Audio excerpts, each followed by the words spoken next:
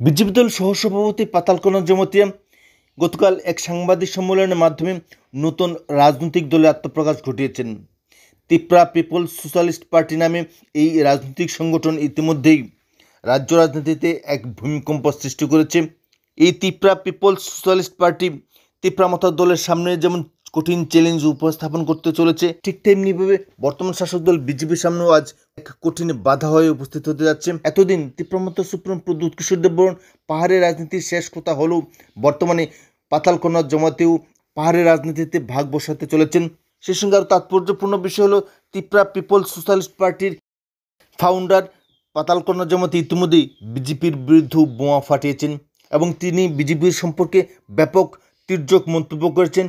কি বলেছেন Tripura people's socialist পার্টির এই নেত্রী, শুনুন তাহলে। আপনারা কোনো অবাক লাগছে?